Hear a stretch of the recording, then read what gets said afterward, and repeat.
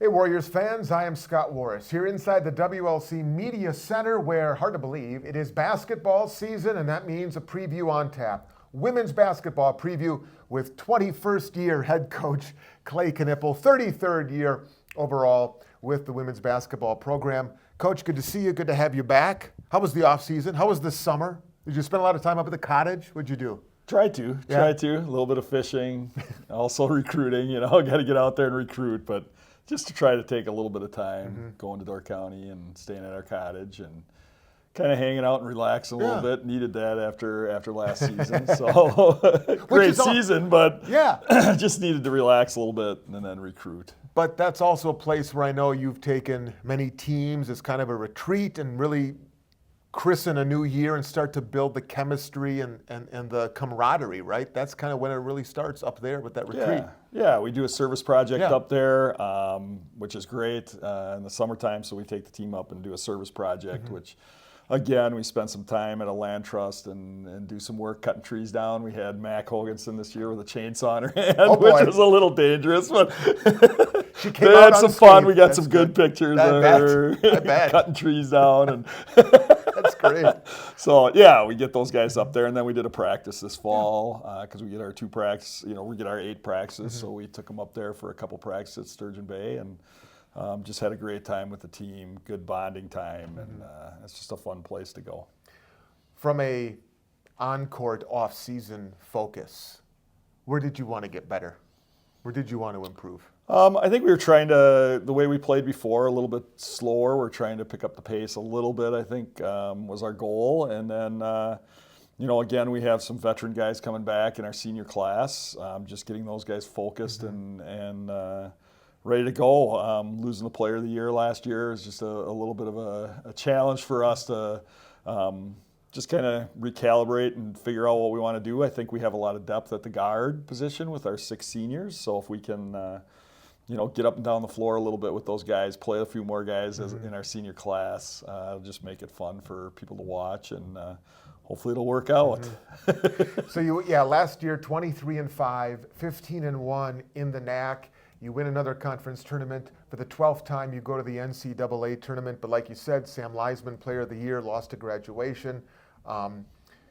You have, over your 21 years as head coach, so many times have bid farewell to a Player of the Year or somebody of that caliber, and yet you're able to kind of keep it going.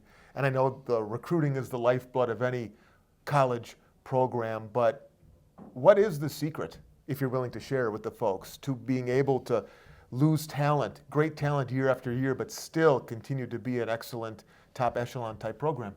I think it's connections. I think it's developing kids when they come in, but family connections that we've had with other players. We've always had that Bondwell connection a little bit, and then we had Fall River. We just had different connections with people.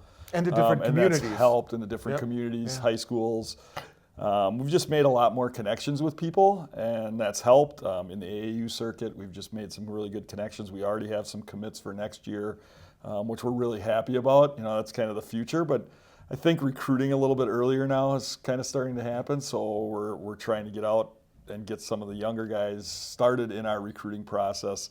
But again, it's family too. We go to games and we spend a lot of time with families, with moms and dads. They're involved in our program. And we have our after-game meals, and that just makes a huge difference for our program. The kids that come here, they enjoy that part of it. So I think that helps us in the recruiting process. So you mentioned the off-season on-court reset, or just some of the things you wanted to accomplish, and you alluded to something I wanted to ask you about, and that was kind of a change, a tweak, whatever you want to say, to your offensive philosophy. I mean, the defense has been stellar, one of the top defensive teams in the country in any number of categories for a long time, and that has been the hallmark.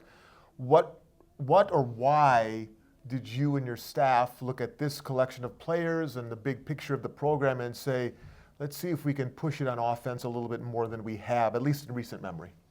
It'll make it a challenge defensively, I think, for us, because the slower you play, the less possessions they have, but also the less possessions we have. It's more of a grind-out style of play a little bit. We just looked at NCAA tournaments, points per game they're scoring to get to the, kind of get to the NCAA tournament and then play in the NCAA tournament. A lot of the teams are scoring more points Also have good defense, obviously, but they're getting more possessions, scoring more when they, just getting more time on offense. Sure. And I think that was kind of our thought. It's going to be a little bit of a challenge because it's a different style for all of us as coaches a little bit. And we'll just try to push. I always started with it like we could start the season pushing the ball. If we have to slow it down, we can eventually do that if we have to. It's hard to go the other way. If you're playing slow and then trying to get guys to speed up, really hard to do. So we have them playing really fast right now. Probably be easier to slow down if we have to, especially with the schedule that we have. It's just going to be a challenge for us. We didn't turn the ball over. We were in the top 5 in the country last year turning the ball over. We didn't turn it over that much. And then this year, playing faster, there's just more mistakes right now. And we got to clean that up, try to get our turnovers down. But I think it's been fun to watch us play in the scrimmages. How do you implement this new philosophy offensively with the team without compromising the defense? How do you keep the defensive caliber at the level it's been, even while maybe there's a greater focus, at least in the offseason, on the offense because of the change? I think it helps with veteran guys in our defense. I think with 6 guards that are or 7 upperclassmen that are going to be playing a lot, that helps our defense because we don't have to go. We're teaching the younger guys a little bit more of the basic defensive philosophy. We're still doing that with the veteran guys, but it's not, it's not a big change for them. So I don't think that's a big change for them defensively, really. Post defense is going to be, we got to do some work on that a little bit, and not going to give out any secret, but we just got to, we just have to work on our post defense. I think that's going to be the bigger challenge. I think Sam last year, even in her 4 years playing here, her defense in the post, people didn't realize how good she was defensively in the post, and she was just really good. And that's, we got to get Margie to play better. Our post guys are younger. So that's a little bit of our challenge, I guess, defensively, is just trying to get those guys up to speed and playing at a high level in the post. Margie Stevens now is a sophomore, first team all-conference. Last year as a freshman, over 11 points per game, over 6 rebounds per game. But like you said, when you challenge her now this year, does it start defensively, knowing that with Sam gone, she's going to get that primary low-post defensive assignment? Maybe is that the first thing you guys started with Margie before you look to expand her offensive repertoire? Yeah, it's getting her a little bit more aggressive because all through high school she was just kind of like, she was their third option in high school a little bit, and we always thought she should be the first option. And now her being kind of like, that's where you got to get your mindset as being the first option, and then also training her defensively to defend without trying to block shots. She loves blocking shots, and you know how that goes. You start blocking shots in college, you start getting fouls. We're just really working on her not trying to block as many shots, go straight up, wall up, go straight up, and not get in foul trouble.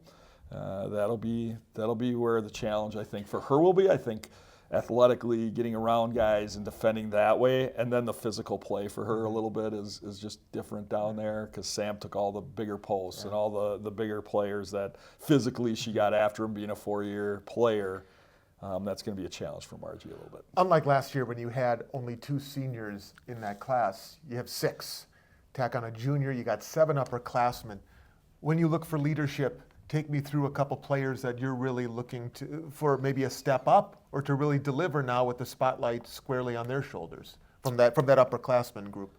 It is. We talk about it. It's really hard. It's hard to, like, 6 guys. You got 6 seniors. Who's going to step up? Who's going to be the leader? I think Lexi playing point guard this year, she likes that faster pace a little bit. We're looking for her to step up a little bit more with Maggie gone. She's got to take a big step. I also think Janiyah, we'll see where she's at. She's been improving, playing really hard. It's her last year. But all 6 of them, Haley, Mac, Troxel, all those guys, it's just going to be like they got to combine and do it. Ainsley, we were talking about it yesterday that they have to lead in everything that we're doing, no matter who it is. Like they all have to lead. So I don't know if I want to just, I called out a few of them, but again, our point guard position with Maggie being gone, that point guard position with Lexi in it, she's got to really step up and become more of a leader and a floor leader for us. You're picked to win the NAC. You're receiving votes in the D3Hoops.com top 25. How have you gone about handling the expectations topic with this group? we're expected to win every single year. I mean, that's the way it is here, which is awesome for our program. It never gets old, does it? It doesn't get old. Good. I don't. It shouldn't. I always tell the players, and I haven't even said anything yet up to this point about receiving votes, but that's a special thing. Like you're receiving votes, and when you receive votes at the beginning of the year, people respect you, respect your program. Even if we lost the player of the year, and then Maggie is our point guard, people still respect our program, and the expectation for our players is a really high expectation. And our freshmen, again, when they come in, it's just a different level of play, different focus, I think, for our team. So I don't make a big deal about it, but I also want the team to know that that's special. Like it doesn't happen all the time. So your scheduling, and we talked a little bit about it last year, on and off. With each passing year, as the program adds to its tradition and success and its national notoriety, you have continued to ramp up your non-conference schedule. That said, Coach, this one probably takes the cake. I'll go out on a limb and say this is the toughest non-conference schedule. Might be in the country, besides our conference games. But non-conference, it might be the toughest schedule. Listen, there are 9 non-conference games, and 5 of those 9 opponents, as we sit here right now, are either receiving votes or are in the top 25, and there might be a 6th if you end up playing WashU when it's all said and done. You want to be the best in the conference, and your non-conference scheduling philosophy certainly hardens you for that task, which is what you want. And when it comes to postseason, should you be blessed to make another NCAA tournament, I know you have found that those matchups in the non-con are really valuable. Yeah. I mean, we've played tough. Every year I try to schedule somebody tough. But not this many. Not this many. You are right. You are right. I think the big challenge for us is just trying to get through the beginning of the year. No matter what happens, how we play, they're really good teams. Yeah, we may win some. We may. Who knows? It's a really hard schedule. Again, it's not going to be easy for guys. We got to play Eau Claire, who's not in there, but we got to go to their place in a new facility, and it's just going to be Platteville, different. who's not one of those teams. And Ripon won their conference, and you just start putting guys in that. It's just going to be a stretch of okay, we play Trine this weekend, and we're going to battle and fight. I know my team will fight all the time. It's just going to be a challenge for us, seeing where we're at. Again, last year we had some games where we could take and win, and now it's okay, we're going to be battling every single game, and then just keeping our team focused toward the conference, toward the end of the year. That's the whole goal, and then getting them ready, hopefully, to get to an NCAA tournament. You're never guaranteed anything, but that's why I schedule these guys. The other thing is it's really hard to schedule guys that are in the middle of the road now or even in the bottom of their leagues. You could look to have them come and play us, but they don't return calls or emails. Well, which again is in essence kind of like a backhanded compliment to you in the program. There was a time where they'd be answering right back, and now suddenly those calls aren't answered anymore. That is correct. That is it is. You send out to the top 25s, I get responses right away. Hey, we'll try to play or come and play us. Or, we've had Hope, we've had Transylvania. Those guys are looking to play us. And WashU, those guys, they want to play good teams, and they respond, which is great. On the way out here, before we play 5 questions with Coach, I do want to give you a moment just to shout out your coaching staff, because you, for many years now, have assembled really a great brain trust around you on those sidelines. You have Brooke Smith, Julie Lang-Bartels, Kate Bennis, Michaela Doggs, and the return of Jim Datka to the sidelines. Yeah, talk about the group around you and why they make you better and why they make your team better. I just think it's having great people around you, as whatever it is in a business or in life. Having really good people around you helps your program a ton, and just trying to put guys around you that make you better. And Julie and Brooke have been with me for a long time, and that trust factor with them has been awesome. Adding Kate as a coach has been really good for our younger players, and just being that younger person. And then Michaela kind of took a step back and just took a little step back and is more in the recruiting and just not coming around as much. But that's important nowadays. Because her sister plays out in New York, so she wanted to go see her play a little bit, and just took a step back, but loves the program and want to help. So she does a lot of the stuff recruiting-wise for us. And then Jim just helped with the offensive stuff early and has been great with that, just trying to get us our mindset set on where we should go kind of offensively, and just working with him has been great. Season will begin on Saturday at 1 o'clock here at the Time of Grace Center at the Rex. Number 23, Trine, comes to town. All right, Coach, before we let you go, we didn't tell you we were doing this. We're going to play. This is not good. We're gonna, oh, we'll find out. We'll find out. We'll find out. We're going to play 5 questions. First answer that comes to mind. Don't overthink it. Don't get us in trouble. Yeah. Number 1, would you prefer a 5-hour bus ride or a 2-hour plane ride? You've experienced all different forms and fashions of 2-hour plane ride. Okay, very good. Number 2, I can't wait for this answer. The habit you have that annoys your wife the most. Being at basketball way too much, spending time with my team and not telling her everything about basketball that goes on. That annoys her quite a bit. Hello, Mrs. K. Number 3, how many speeding tickets have you received? Oh, man. 2. 2. Oh, that's not that bad. Number 4, a sunset or a sunrise? That's a funny one because I love the sunrise up in Door County. It's beautiful, but then also the sunset, which you don't see over, but it goes, so there's kind of a both. But sunrise in Door County is like the best up by our cottage. Hands down the best. Number 5, what one rule change would you implement in basketball if you could wave a magic wand and it would happen? Holy cow. Big thing, little thing, anything. 3-point line, I'd love to see it go back. Like that okay. rule, I'd love to see it go back. Not all the way to high school, but all the way back to what it used to be. I just think for shooting, I don't think it really spreads the court anymore for women's basketball. I think, especially Division III, I think that's a huge challenge for guys when they come in out of high school. It's such a big difference that rule change I would like to see. Just because I think the game the shooting would be better. Not that it's bad, but it just would be an easier transition, especially at the Division III level, strength-wise and all that. For all the kids, it would just make it better. And your bonus question, what does 21st year head basketball coach Klay Knueppel offer as the most important piece of advice to player Klay Knueppel, if you could talk to yourself then? To player? Yeah, if you, the coach, could go back in time, or we could bring the player you into current time, what piece of advice would you give him? Wow. That's a challenging question. The bonus question.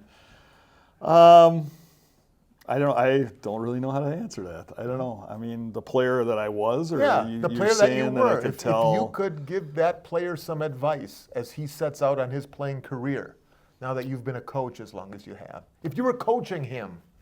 Yeah.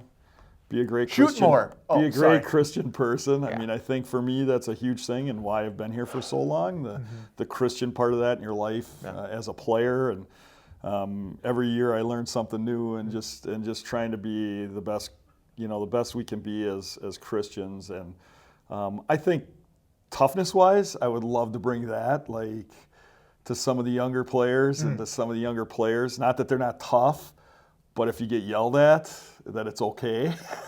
that in life, that's probably been the biggest challenge. I was talking about that the other day. My dad used to hit me in the head with a clipboard. Can't do that anymore. No. And we don't advocate for that. We don't advocate for that. No. But Dad, I love you. And you just, that part of it, just being tough on you and tough on myself, and that it's okay to get yelled at. Tough and fair. Tough and fair. Yeah, it's fine. And that when a coach or when you're a player, the coach loves you. And that's why he's trying to push you and make you better, and just keep doing that with the players. And that's what when I played, that's the way it was. And just, I think in the world we live in, just toughening up like that, and knowing that your coach, even though he's on you and pushing you, that he loves you. And again, I don't know if that answers your question, No, it does, but because maybe that player, Klay Knueppel, doesn't know that. So I think, Yeah, You I would mean, tell them that. That's yeah, good. I think that's just a huge thing when we're Yeah. playing, and then Perspective. yeah, Perspective. Season opener, Saturday, 1 o'clock. The reigning defending NAC champion Warriors taking on number 23 Trine right here on campus. And Coach will be on the sidelines, set to begin his 21st season, 33rd overall with the program. And as always, as I say to every coach over the last 20 years because of how you taught me, best of skill. best of skill and go Warriors. Thanks for watching.